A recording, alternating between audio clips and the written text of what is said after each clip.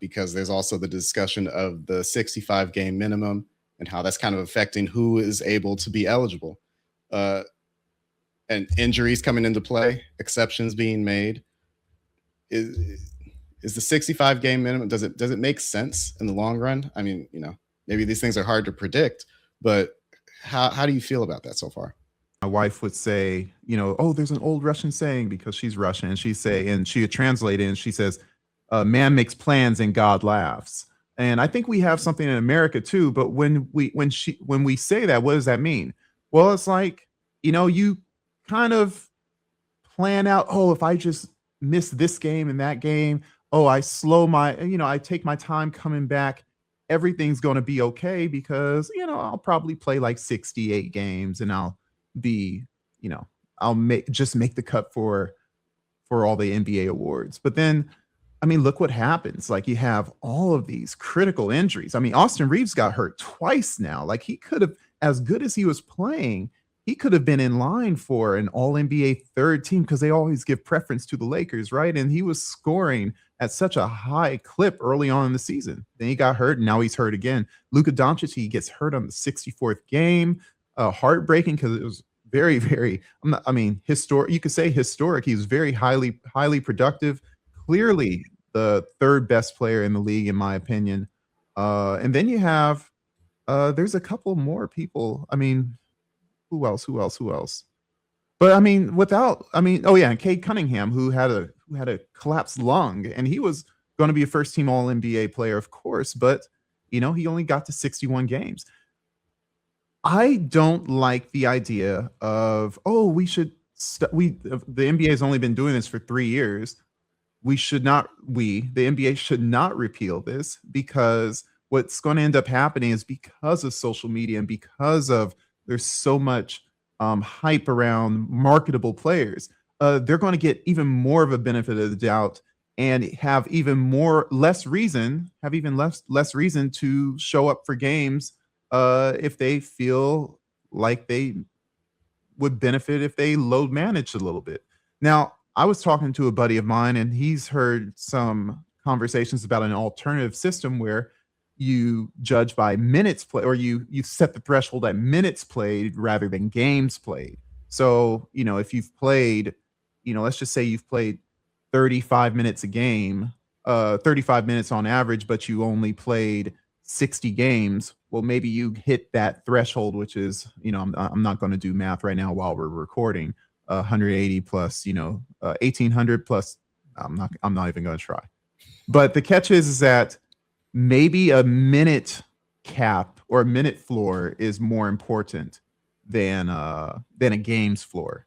And so, because guess what? If you play average 38 minutes a game, which some people do, Tyrese Maxey, but he gets hurt and may only play 63 games. He actually played more than Victor Wembanyama, who only averages 29 minutes. So what's better? Like, don't you, from an NBA perspective, they want to have more minutes for all the stars, which means more shots for the stars, more potential highlights, more clips, more shorts, which drives more engagement. So I think a smart thing for the NBA would be to shift the requirement and maintain some sort of level. I don't know what it is.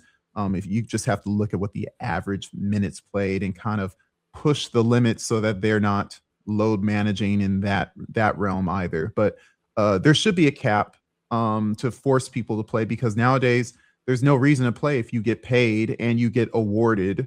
There's no incentive, and you can't make them because they're beyond wealthy. And I don't blame them. So there has to be a middle ground, and I think middle minute cap or minute floor is the best way to go about it. I mean, ultimately, you can put in a minute cap. You can shift things around. I mean, the PGA has a cut line.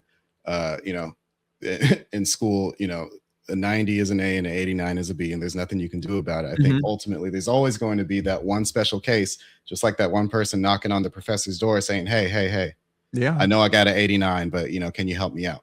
And it's like, no matter where you move that line, it's going to be, hey, I got a 79. Can you bump me up to an 80?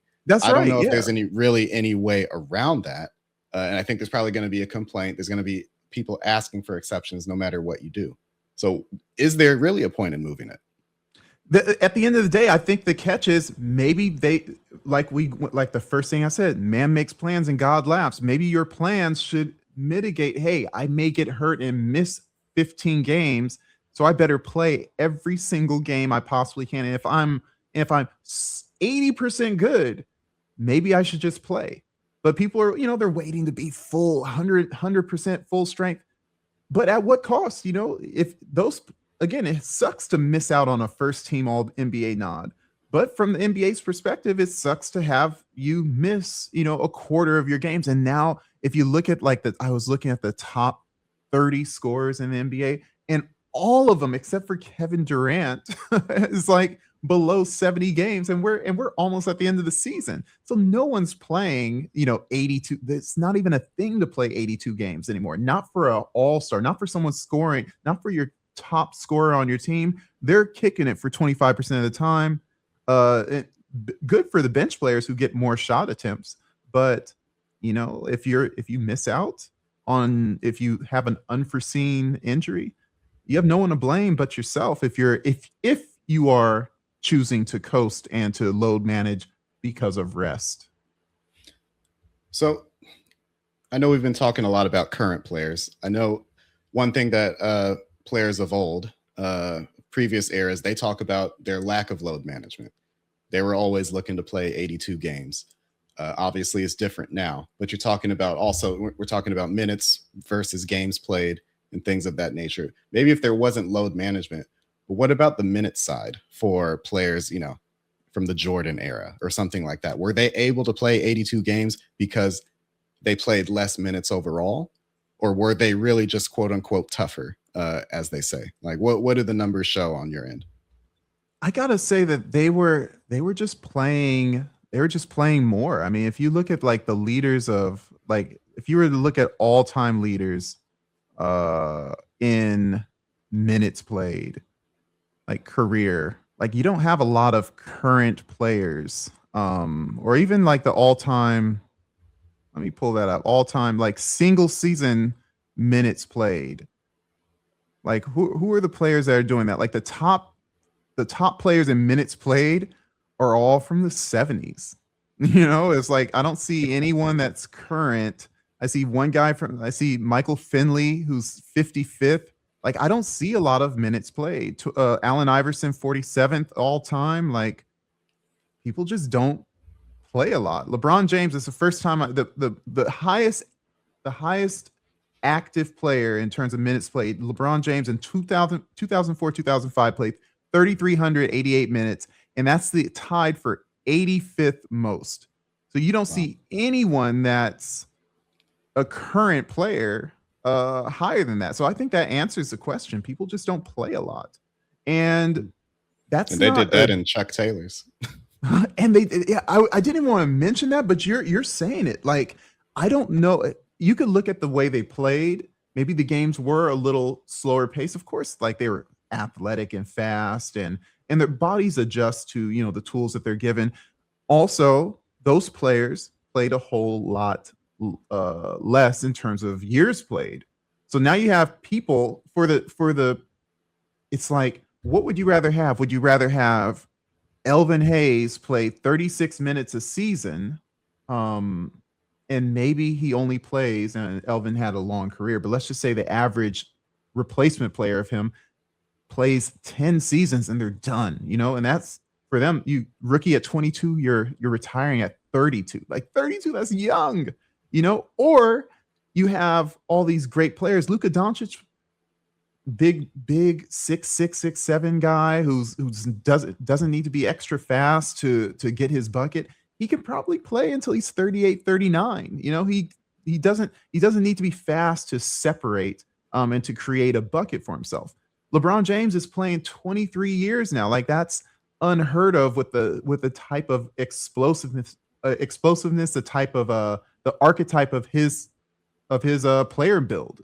It's who played. I mean, Larry Bird was broken after 12 seasons. So I think that there's a give and take. There's a trade-off here where, players may be playing 70 games, 60 games, but you're going to see them for 5 years more than you saw your favorite player back in the day. And for a team, that's kind of the what team managers have to, general managers, front offices have to determine. Do you want a player that plays 82 games and then they're beat up after that? Or load managing is a better investment for their multi-million dollar player. I mean, you're going to pay these guys 300 million, 400 million over the course of their career now. A lot of them are going to get 600 million, the high end ones. What are they going, like, how are you making sure that they're worth all that money? You probably want, and I think the answer is the proof is in the pudding.